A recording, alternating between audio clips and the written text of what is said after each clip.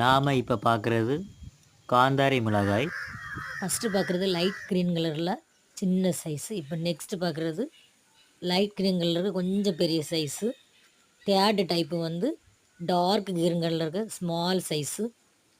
அது வந்து பழுத்துச்சுன்னா ரெட்டிஷ் கலரில் சூப்பராக இருக்கும் பார்க்குறதுக்கு. இது மிகவும் மருத்துவ குணம் உள்ளது.